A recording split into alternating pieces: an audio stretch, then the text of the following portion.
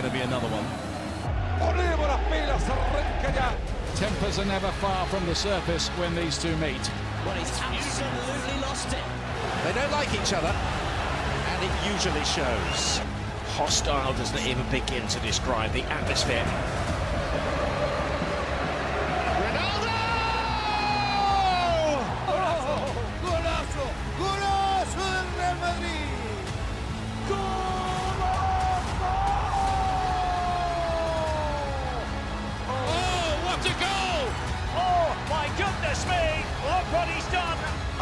Superb football. This is going through motion.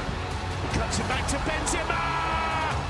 That is outstanding. It's out of this world, and it's pure genius. A thing of beauty. Did you see that? Because the goalkeeper did.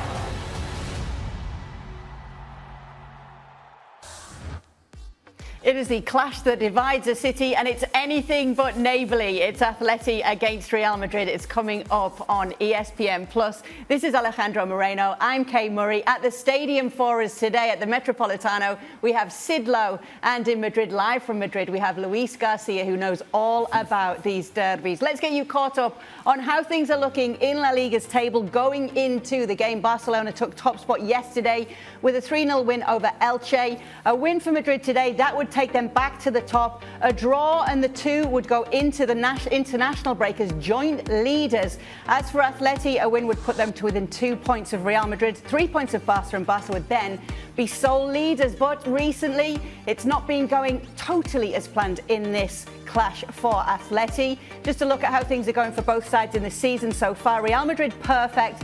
Atleti have had a few slips here and there, including last time out to Bayer Leverkusen in the Champions League. But the big talk today is that Antoine Griezmann will not be coming on past the hour mark.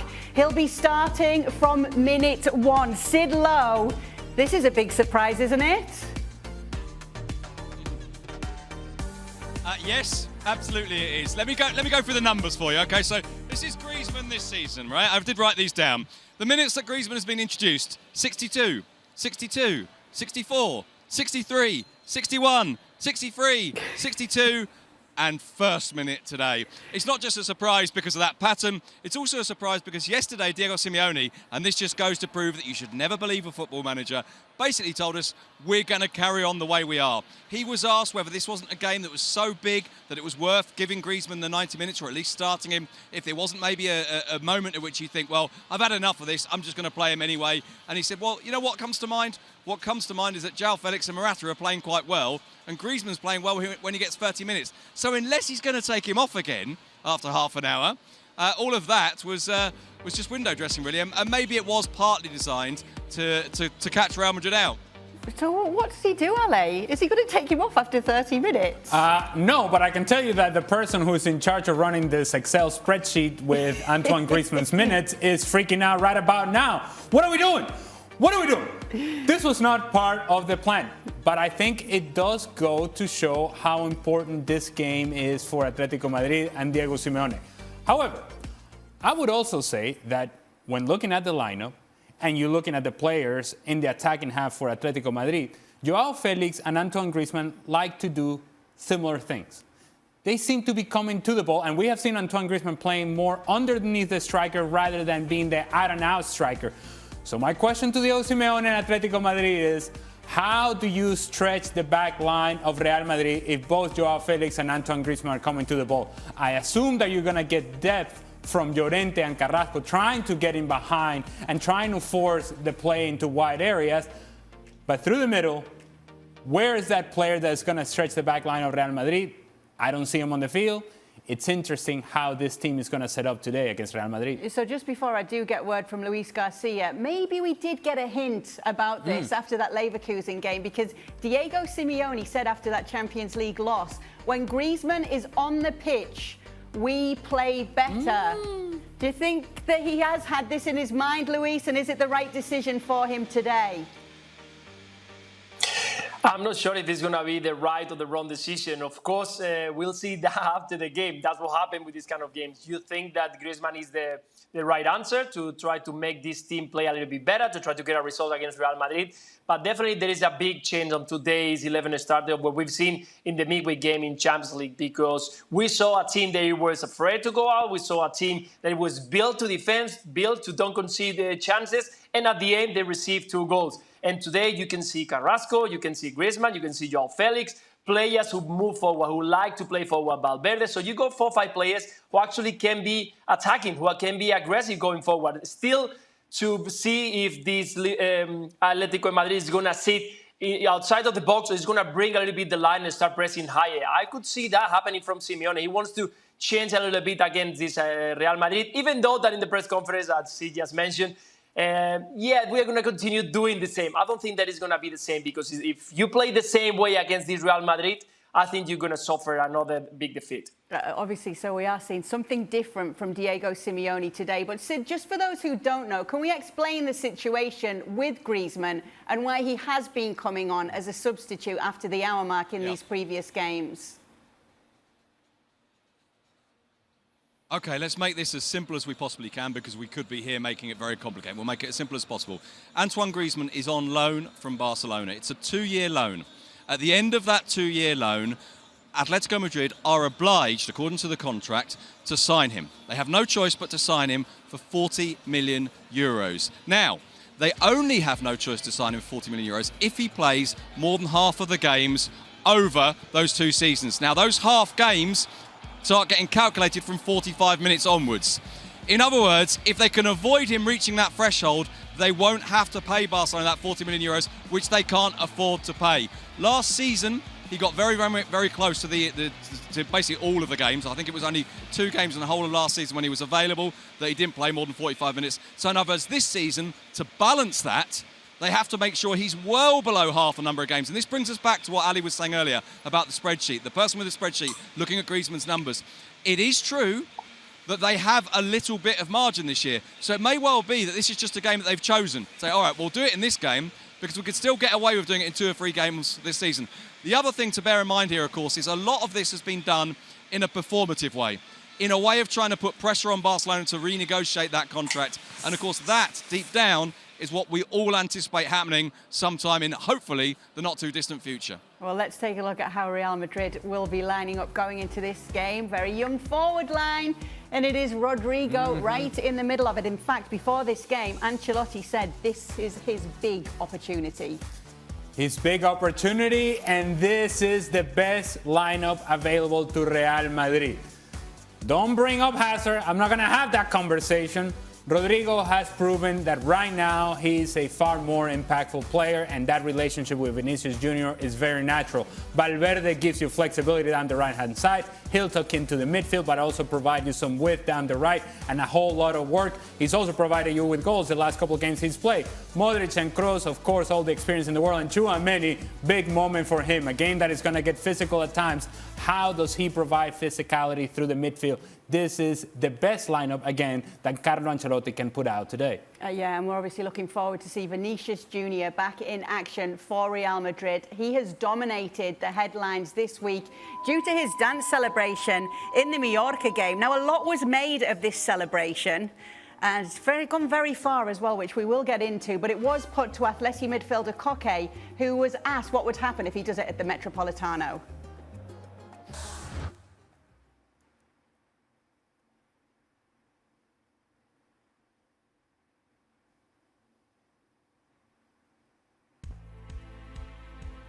So basically, Koke did say it's his decision. He can dance if he wants to, but there could be trouble from the fans in the stands. That's what he said. Right. But the reason that everything has been heightened is because on a Spanish soccer show, El Chiringuito, a leading agent, Pedro Bravo, said Vinícius will have to respect the opponents. If you want to dance, go to the Sambadrome in Brazil. In Spain, you have to respect rivals and stop playing and we can see the word that he used to describe what Vinícius did. Vinícius responded to this and said they say happiness annoys them. The happiness of a black Brazilian victorious in Europe annoys them much more.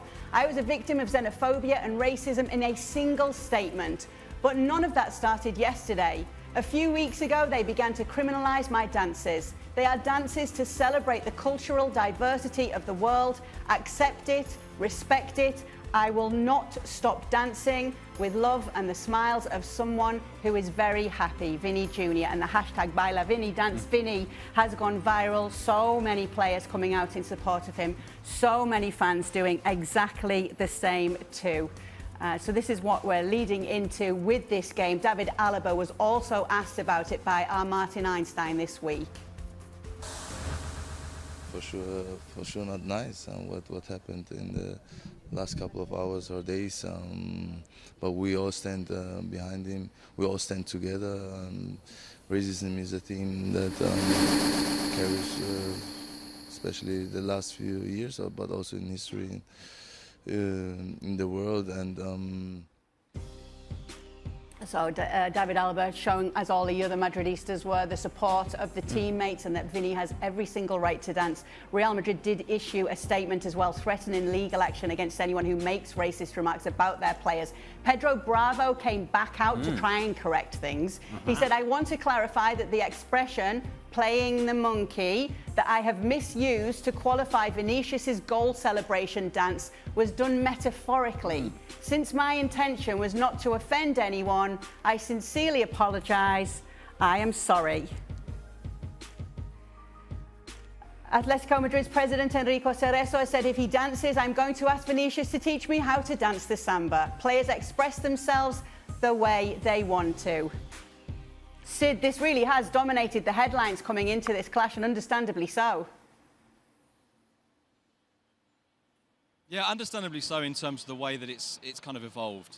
In truth, one of the frustrating things about this is that in truth this was an entirely fabricated debate, and it was a fabricated debate, which is the nature of things, I suppose, quite often here in parts of the Spanish media, of trying to kind of have these furious confrontations about fundamentally nothing at all. Now, of course, when it reaches these kind of points, and this is why I think Vinícius' statement, which is really well delivered, by the way, and really well worded, I think it's quite powerful. And I think it makes a really important point. And I think in that sense, we've seen this in the way that people have come to his support and come to back him up.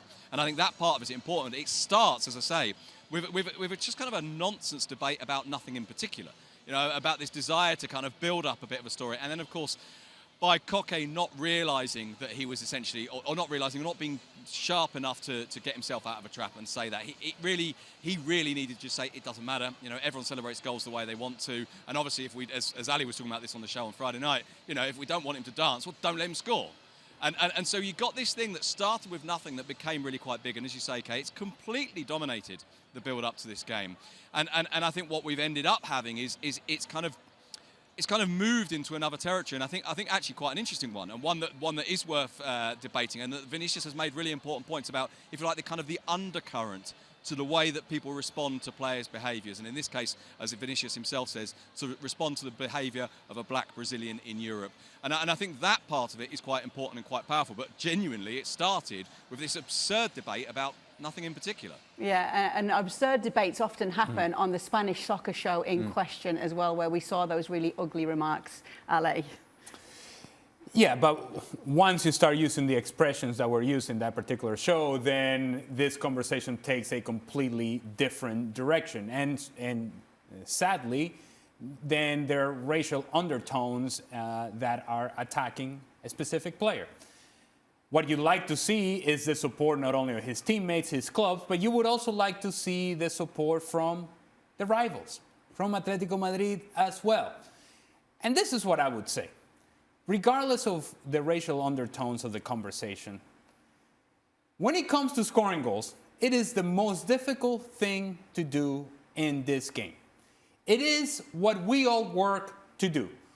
All the build-up that you do tactically on Monday and Tuesday and Wednesday and Thursday, and you build everything up to what? So that you get to Saturday and Sunday and you're able to somehow work the ball from your back line to the front to score goals. Then you scored a goal. You're entitled to celebrate however you want to celebrate. And then there is a person in charge, called the referee, who will legislate and that person is then, if you go beyond the loss of the game, then that person will take care of it. That is the responsibility of the referee. It is not the responsibility of the rivals to dictate as to how one is supposed to celebrate or not. You give up that right the moment that you give up a goal. So if I were Vini Jr. and Real Madrid players coming into today's match, let me tell you something. I would have a full boy band choreography ready to go. And if I were a Real Madrid player, just full disclosure, let's be honest, I would have a lot of time to put together this choreography because I would not be playing much. This is what I would do and show support of my play. We score, we all dance. Thibaut Courtois, come on and dance, buddy. Come on down. We're going to support our player. Celebrate however you want to celebrate. Score the goals however you want to score the goals. You've earned the right to do so. Yeah, and obviously, if you think about it, Luis, one of the things we love to see is the joy of football too. We love to see celebrations like this, and we've so often seen them with Brazilian players throughout the years. But not only Brazilian players, we start focusing on just some people that they are doing. And we've seen doing so many different celebrations, dancing. I danced myself. I danced when I was in Mexico. Suddenly, the whole group decided to start dancing. I got a talk. It was called the song or something like that. We were dancing around the place. And I'm not Brazilian, but that's the joy of scoring a goal. You can do whatever it takes as soon as you are in your form, trying to celebrate, not trying to bring the opponent or the supporters annoyed or bringing that heat into the atmosphere. You are celebrating, and I think that Vinícius has been doing that for many times. He scored so many goals, and at the end, because now he's in top form, because now these unfortunate words from Pedro were online every single way. Everybody's been talking about it. Everybody is talking about nonsense that it shouldn't be even there. We should talking about what is for real one of the most important games in Spain and in Europe, the Atletico Madrid against Real Madrid. And stop talking about if he is going to dance, if the people is going to get angry or not. Of course, now that we've been talking and put it on the stage in big platforms, everybody going to have to comment on it. But definitely the most important is that if Vinícius score and he dance, they're going to celebrate and the opponent is going to be angry with it. Yeah, I mean, even on the other side of things, Griezmann's had a few, I mean, we can call them dances lightly, can't we, over the years. There was the Hotline Bling dance, there was the Fortnite dance. And this is where we are inconsistent, where fans are fickle, because you want to point the finger at Vinícius, and what is this? Oh, Antoine Griezmann, Santiago Bernabeu. Is that not dancing? Is that not teasing the opponents and the fans and disrespecting the fans and whatever else? Or is it just joy? It is joy. And it is the same as Vinícius. So for me, it's not a question of, well, if Antoine Griezmann is doing it, then Vinícius should be able to do it. No, everybody should be able to do it. If you score a goal, go on and dance. Go on and celebrate. You've earned it. Well, one man who will be coming up against him is Axel Witsel. As you know, Martin Einstein travels around Spain to find out the stories and the lives of the players. And he did exactly that with Axel Witsel. Here's how things are looking for him. He's said to have adapted very, very well since he came to Atleti. He's changed his role as well. Anyway, he did catch up with Martin Einstein on the latest edition of the Bicycle Diaries, and we found out more about how life is going in Madrid for him.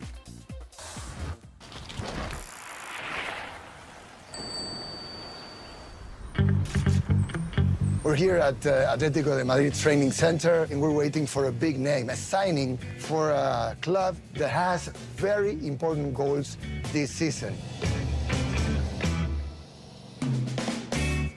Hola. Nice to meet you. Nice to meet you. Thank you very much for coming and You're welcome. riding a bike with me. Do you want to use the helmet? No, it's fine. I'm protected. Yeah. Okay. Why coming here?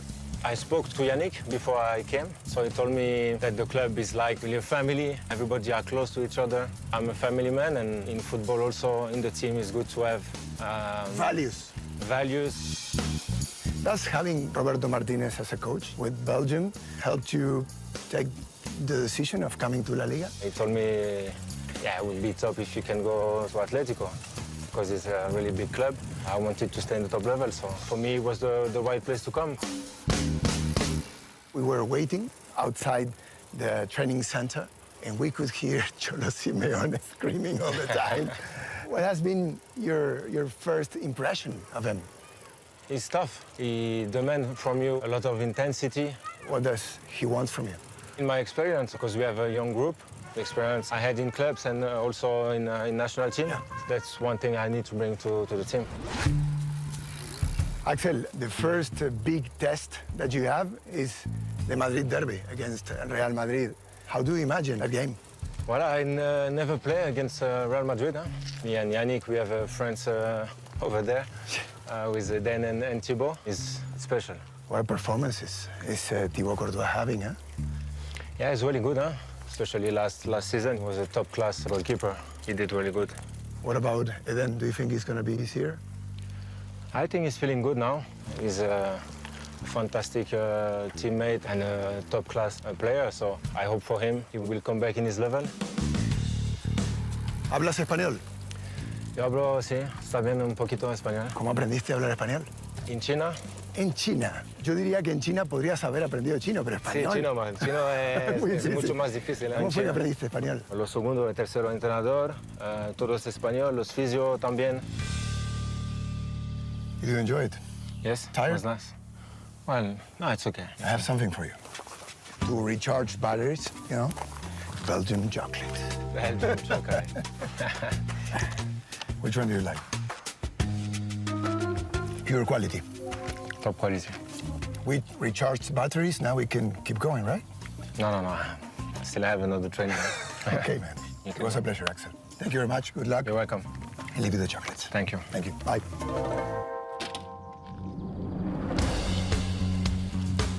Axel Witsel, a player who offers leadership and experience which will be key during a massive footballing battle. This is the Bicycle Diaries. See you for the next journey. He's slotted in really well. He was Atleti's Player of the Month for August. He's even getting Belgian chocolates there off Martin Einstein, Ale. It felt like Martin didn't really want to let go of the chocolates. He was giving him the chocolates, but like, give me that, give me that, give me that, give me that. But Axel Witsel, defending well, which he has been doing for Atletico Madrid, said, "No, these are mine, baby. These are mine. You're not taking my chocolates." I tell you what else, he's got a position in the combined 11 of Luis Garcia. We asked him for a combined El Derby 11, and he's one of 2 Atleti players that made it in there. And before we get to that, look at this dashing picture of a young Luis Garcia. Was he dancing there? What? Luis? Not yet. Talk us through your 11, your combined 11, and why Witsel has made it into it.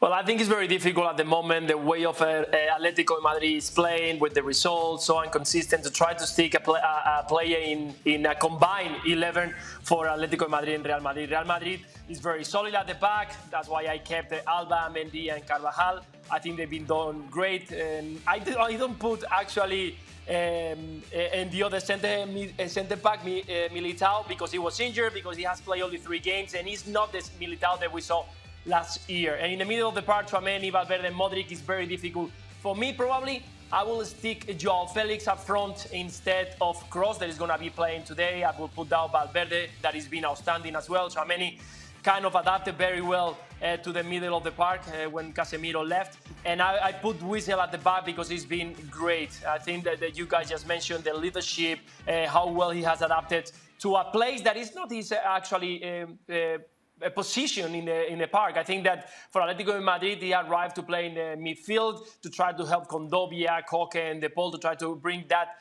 solid midfield, to try to balance a little bit and allow players to go forward. And he adapted very well as a centre back, and he's one of the best players on the field, helping Hermoso, helping Reinildo on the left side. And well, up front, of course, it was very difficult to put another player from Atletico de Madrid, having Vinícius in top form, having Valverde or Rodrygo. That has been outstanding when he's got a few minutes. So at least 2 players got into this best combined 11. And well, we'll see tonight what happens between all those players, but definitely it's going to be a crashing between the 2 big teams. Yeah, he turned out to be quite the signing, hasn't he, Sid, for Atleti? As Luis just mentioned, it's a new role for him. He's playing as a centre-back in a back 3 for Diego Simeone, and we just heard his Spanish as well. He seems to be adapting so well.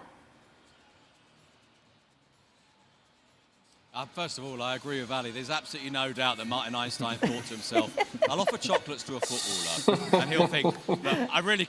And not just a footballer, by the way, a footballer who plays for Diego Simeone. And he thinks, I better not. I really better not. But he's taken them over. Even if he's got to eat them, maybe he can give them to his family. But you're right. He has been a good signing and an unexpectedly good signing because he wasn't, in theory, coming to play at central defence.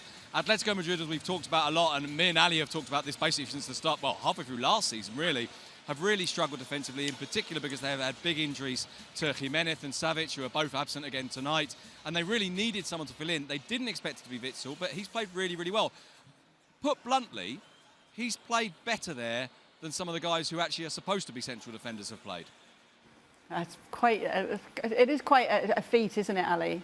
Well, it is, and Sid is absolutely correct in pointing out the fact that guys like Mario Hermoso or Felipe, when compared to the performance of Witsel, well, they haven't been quite good enough, and so therefore that's why Witsel continues to play. Now, what I would say is that because of the need for Witsel to play in the back line, you're not using him at his best, where he does his best work, which is ahead of the back line, in front of the back line, and being a guy who can connect. So he would be the guy receiving the ball from center backs and be able to then distribute their transition going forward. And I think Atletico de Madrid has missed out on that sort of presence through the midfield. Kondogbia hasn't been consistent enough, nor has Koke for that matter. And so if you were to picture Savic and Jimenez playing as a center back, and then Witsel ahead of them, I think would make Atletico Madrid a better team than what they currently are. But because of the injuries and the need for Witsel to drop back, I think they suffer. What they gain with him being in the back line, they suffer without him in the midfield. Now let's talk about a player in the front line then, Sid. João Félix, goal drought for him, although he does lead the team in assists. How would you sum up his season so far? Well, his season was, of course, that brilliant performance against Getafe on the opening weekend when he provided 3 assists, but not a huge amount since. I think if you look at this Atletico team, you might well pick him out as the best performer, but it hasn't had the, if you like, the consistency of contribution that we hoped after that first game against Getafe, when, of course, 2 of the goals were scored by Morata, and he found him with 2 really brilliant passes. Hasn't scored since a pre-season friendly, I think, against Manchester United, if I remember rightly. And it does still feel like there's a sort of a slight wait to find his ideal position in this team. Obviously, we know his ideal position, which is off the forwards, but which part of the pitch to occupy? What's the nature of the forward alongside him? Tonight is the first time, for example, that we haven't seen Alvaro Morata, so it's a different type of player. And Ali mentioned this earlier, that playing alongside Griezmann means 2 players who, broadly speaking, may want to occupy similar spaces. And so I think it's still slightly problematic finding a natural fit for João Félix in the team, but certainly he is the player on whom they probably have to build a team in terms of talent and in terms of expectation. Were those whistles behind you for Madrid, Sid? To be honest with you, with the earpieces in, I couldn't honestly tell you. It sounded like whistles to me, but I can't be sure. Yeah, I think it was. You can see the Madrid players training behind Sid right now, but ever the professional, he's focusing fully on us. Go on, Sid. Straight at you. That's it. Total tunnel vision. Not remotely interested in this collection of world-class players just behind me. Definitely not. So let's talk about Real Madrid then. The first point is Luis Garcia. Benzema didn't make it in time to be in this one. We did hear from Carlo Ancelotti, who said if he trains, he'll be there. If he doesn't, he won't be. So obviously not tonight, but it's a very young forward line that we're seeing. Yeah, definitely. And why to risk Karim Benzema if this team is performing also very well? At the end, they are getting the result. They've been 2 games without Benzema, and they still getting victories. And, well, you've seen that without Benzema, they could continue playing. And we surprised a little bit because we thought, if Benzema is not going to be there, there's not going to be a link between the midfield and the strikers. And there is not going to be a player who is going to be inside the box scoring goals. And, well, suddenly, we've just seen Valverde getting more involved into the game, arriving more into the box, and trying his luck from outside the box. That he's got a fantastic stride, and we've seen a fantastic Rodrygo, something that we were expecting, but because there is no space up front to play everybody, he's been having to use the opportunity that he had from Ancelotti to show that, he's ready to play in this 11 starter. And of course, Vinícius Jr. and he's been outstanding every single game he's been involved into the game. So at the end, a very young and talented strike force for Real Madrid that are asking for this transition to happen straight away. They are not waiting anymore. Of course, Benzema is going to be involved because he's a key player, he's a leader into the field, but they got players on the back waiting for their chance, and they proven that they are ready to take the chance. One of the big men of the moment at Real Madrid right now has to be Fede Valverde. He has been their best player, or at the very least their most consistent player throughout the course of this early season. Because of the flexibility that he gives you out of the midfield, then Carlo Ancelotti can ask him to do a multitude and a variety of jobs. But he's added goals to his game. And so that makes him even that much more important for Carlo Ancelotti and Real Madrid. If Karim Benzema is not going to be on the field, you're not asking Valverde to score all the goals for you, but what you're asking him to do is to be an option in the attack. And when he does the things that he has been doing over the last couple of games, you say to yourself, well, I'm a genius. I knew this all along. This guy can cover the ground, but he's added productivity in the final third. And when I'm telling you that he has been scoring world-class goals, I mean elite level sort of goals. He's not on the field to score goals. The work that he gives you down that right-hand side and then talking inside, it gives you numbers through the midfield, but it also gives you support on the right-hand side in the attack. You have productivity to that, and you have a coach's dream. That's exactly what Valverde has been for Carlo Ancelotti early on this season. Sid, is there any room left on the Fede Valverde hype train that you and your podcast friends set up a little while ago now? There's always more room for people, but I'm not sure it's a train anymore. It's a space shuttle, isn't it? It's absolutely flying. He, by the way, as Ali was saying about the goals, and this is really quite significant, I think, Carlo Ancelotti admitted that he had told Fede Valverde, if you don't get 10 goals a season, I should tear up my coaching badge and give up and go and retire, because you've got everything to score those kind of goals. And so if I can't get that out of you, I'm just not a good enough coach. He described Valverde as having a rock for a foot because he strikes the ball so hard, hits it so cleanly, and I think it's a really interesting kind of development to his game to add those goals to it. I think all the way through Valverde's career, we've seen a kind of certain parallels in style to Steven Gerrard. Maybe we're getting a bit more of that. Certainly the goal against Mallorca looked like a kind of Steven Gerrard sort of goal, bursting from deep and all the way through. And as Ali says, in terms of what you get from him, I think one of the things to kind of, as a way of analysing or explaining how Valverde is different, is to turn the lines around. Now, let me explain what I mean by that. When we talk about a football team, we talk about a defence, a midfield, and a forward line. And we talk about lines horizontally. Fede Valverde's position on the pitch breaks that. He plays in a vertical line. He plays on the right. And that can mean being right winger, right midfielder, right back in the same game. He basically covers the whole of that wing for himself, and it gives them so much support in every position. I think that's the value to him. My one doubt would be, and I'd be interested to hear what both Ali and Luis think about this, is that if you play him in the front three, or nominally at least in the front three, which is what's happening at the moment, do you risk losing that thing that he does so well, which is to burst through from slightly deeper? Obviously, if he's already at the top of the pitch, he can't be on a run to arrive at the top of the pitch. What do you think, Luis, about what Sid's saying there? Where's his best position? But the best position is the one that we have seen at the moment. We can see on paper, on the lineup or on the system that he's playing up front with Rodrygo and Vinícius, but certainly he's not doing that. At the end, he knows he's got the role to cover every single space on the right side, and he's giving the chance of Modric and Kroos to just follow up the play, because they don't have that stamina to go box to box anymore. So he's going to give you that, Valverde. But also you got a player like Lucas Vázquez, Nona, or Carvajal, who cover also the right side. So they are going to overlap one to each other. And the good thing about Valverde is that he's got a good ability on the field. We are not going to ask him to dribble players like Vinícius or Rodrygo can do, but he can give you that box-to-box side. And I think that is fantastic. We can see in the system that he's playing up front. That's just a circle put in that position. But the reality is that he's everywhere on the right side. And that's why Ancelotti loves him so much, because he can be wide open or get in and cut into the middle. And then he's going to be very dangerous near the box. Yeah, we touched earlier in the show on Rodrygo as well. Let's elaborate on that. We said that before this game, Carlo Ancelotti had said it could be his big opportunity. Well, I suppose so.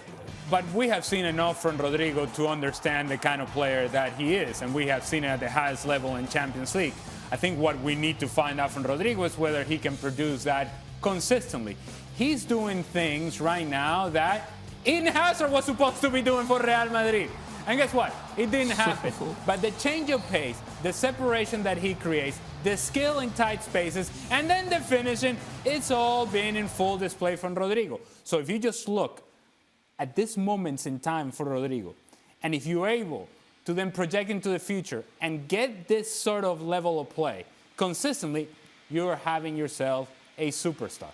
He's not quite there yet, but Rodrygo certainly has a potential and a ceiling that is higher than most because of the things that he can do.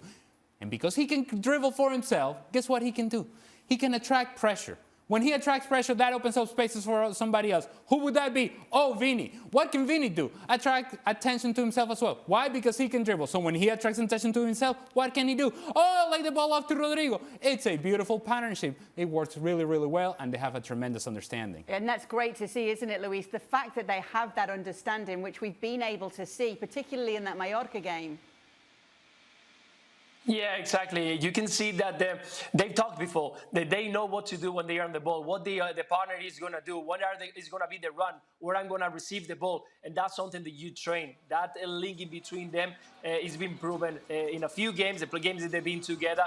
But I will add also that Rodrygo also gives you the fight. He's a player who likes to press, who has got a good stamina, so he can be running for 90 minutes because he's young and his desire to be in the 11 starters is so high that he gives you that work that is needed when you play for Real Madrid. There are going to be games where you are going to be dominated by the opponent and you have to work, you have to run, you have to chase players, and that is going to give you also Rodrygo. So a top player who can give so many things for Real Madrid, and he's already given assisting, scoring, but a lot of work. So, well, we'll see if he can continue, as Ali is mentioning, consistency during the games, and also when Benzema is back, because definitely he's going to be back, and we don't know what's going to happen with Rodrygo. If he's going to play only for 20 minutes, 30 minutes, he's going to play on the place of Valverde, we don't know what's going to happen. But at least for now, we can see a fantastic play going on. We've got Sid Lowe at the Metropolitano Forest tonight ahead of this game between Atleti and Real Madrid. Sid, Cope, the Spanish media outlets, are reporting that before the game, when Vinícius Jr was arriving, he was subjected to racist chants from some of the Atleti fans. Have you heard anything like that there? Yeah, we've been able to watch the filming that Cope did, and unfortunately what they say is absolutely right. It's difficult to judge how many fans, not that necessarily makes it any better, but it certainly sounds like it's quite a lot rather than a small group. And essentially they are chanting, Vinícius, you are a monkey. I don't know if that is, as you say, when the Real Madrid bus is coming in, because we can't actually see the moment of it. But of course that doesn't change anything. And I think this... There's a kind of a depressing inevitability about this, a kind of thing that we've been through before, that there comes a moment when, because of the noise, because of the if you like, the focus on, in this case, on Vinícius, that rather than people looking at this and examining their beliefs, or examining the way that they behave, or examining the kind of things that have been said to Vinícius and why Vinícius feels this way, instead of doing that, they see this as either an opportunity or a reason or a justification to go down this route. And it's really, really depressing. And I hate to say it, it's not actually quite as surprising as I would like to say it is. You know, when I watched the video a couple of minutes ago, my first thought was, yeah, I don't believe it, but at the same time, I'm afraid I do. Yeah, and I can even echo that sentiment. I lived many a year in Spain, and I'd still sometimes hear monkey chants in the stadium. I actually couldn't believe I was hearing it. And this, we're talking, you know, a long time ago now. There's videos of these fans. Surely you can identify fans from videos like this, Ali, and action has to be taken. And that's the only option you have. And that should be the only point of discussion here. Who are these people, and how do we persecute these people? How do we make sure that these fans do not represent what Atletico Madrid is as a club? Because those are the images that are put out to the world. And those are the images that we're seeing. So if you're coming into this new and do not know Atletico Madrid, and then you see that these fans are yelling this at this player, what is your perception of the club? So at some point, the club has to be able to take some responsibility and say, whether we like it or not, these fans also represent us. So either we punish these fans, or we are going to be bundled into this package of racism and the undertones and the undercurrent that continues to be a part of our conversation, that just when you think it's going away, no, it's still here, and we still have to talk about it. It's sad, as Sid was pointing out. It's not surprising, as Sid was pointing out. But to be honest with you, we're all getting tired of it. Yeah, absolutely. Let's get some more action from La Liga that we have seen across the match day already. Barcelona taking on Elche on Saturday. 14th minute, we'd see Gonzalo Verdu taking down Lewandowski here. Issued a red card for this. 100% a red card. You're not allowed to do this, Kay. Let me just tell you, you're not allowed to tackle people by the waist as they're going towards goal. Red card. Yep, understandably so. 34th minute, Lewandowski with the opening goal. That's my kind of range. Great combination down the left-hand side. Good ball to Alejandro Valde, and then Valde getting his head up, finding the run of Lewandowski, tap in. And then we take it to the 41st minute, and it was Memphis Depay on the score sheet, and yes, he was in the starting 11. With his back to goal, feels the defender, turns, finishes, high to the near post, gorgeous. Take it to the 48th. Lewandowski again. The one guy who cannot get on the end of this if you're an Elche defender is Robert Lewandowski. 3-0.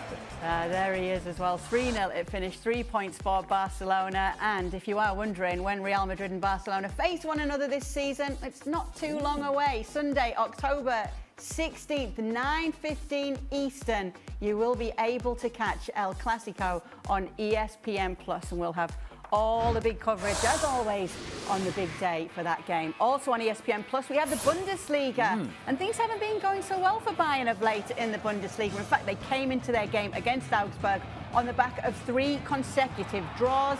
This is them going a goal down to Augsburg in the 59th minute. Berisha, the goal scorer. It's poor defending everywhere from Bayern Munich. Berisha with a finish. Musiala playing the ball through to Zane. Shot was saved.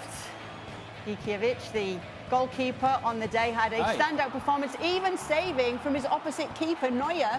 Just showed the desperation of Bayern at the end of this game. And it's a double save in the end. Manuel Neuer makes good contact with the header. Gigovic gets down. Strong hand. This is a wonderful save. And then the reaction afterward, where you think Neuer may get a touch. He doesn't. Second save, 3 points. So Augsburg won this fixture last year. They've won it again this year. Then we had the Revier Derby, Borussia Dortmund against Schalke, one of the biggest derbies in European football. Derek Ray on the call for this one. Wolf. Not a bad idea! And there it is, Moukoko for Borussia Dortmund. The long wait is over. Unbridled joy in the Revier Derby.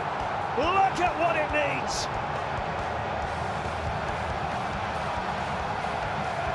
Right place, right time, and a celebration for the ages.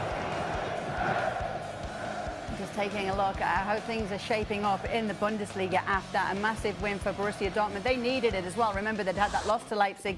They'd lost in the Champions League as well. They are now second in the table behind Union Berlin, who are very much doing their job in making sure that they stay up at the top right now. They've already drawn with Bayern this season, and they have been standout. And then you've even got Freiburg ahead of Bayern Munich right now. So perhaps we might just have ourselves a title race. They are playing right now, and there is plenty of action to be catching here across our network. The US men's national team in friendly action against Japan on Friday, September 23rd. You can get up bright and early to watch that one, 8 Eastern on ESPN2 and ESPN Plus. Make sure to catch that game.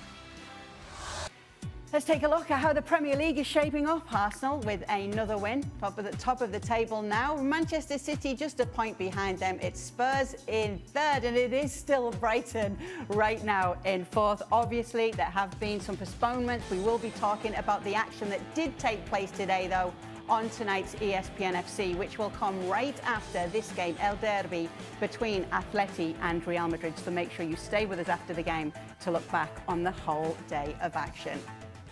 So let's get back into today's game. And going into it, Sid, there's always a few storylines. And obviously, there's been the really ugly side of things that we've discussed When it comes to the action on the pitch, what are we looking out for today? What are some of the storylines that we'll be seeing there? Well, we've already talked a little bit about Real Madrid's attempt to find a replacement for Benzema, and it's actually worked reasonably well.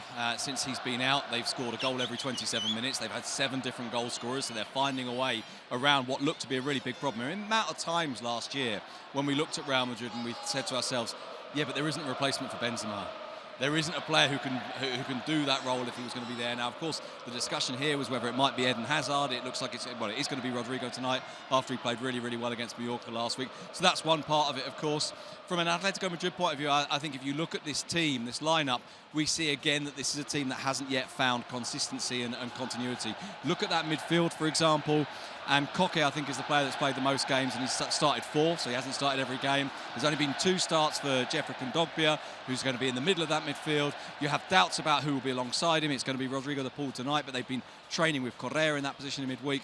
And so you still have this sense that you're not sure what Atletico Madrid believe their best structure is. And, of course, we see this as well with the introduction of Antoine Griezmann, which is the big headline story in footballing terms tonight, which is not just that he's introduced and that's a different player, it's a different type of player, because the alternatives were Morata and Cunha, who are very, very different to Griezmann. So I suppose if you look at this, you can look at it from the point of view of 2 teams at very different stages of the season and very different kind of mindsets. Real Madrid, who are absolutely clear about what they have to do, even in the absence of their best player, and Atletico Madrid, who haven't yet found the way to kind of be themselves. And they do have Griezmann from the first minute today, Luis Garcia. And let's just talk a little bit about that, because after their loss in the Champions League to Leverkusen, Diego Simeone did say that when Griezmann is on the field, the team plays better. Do you agree with that?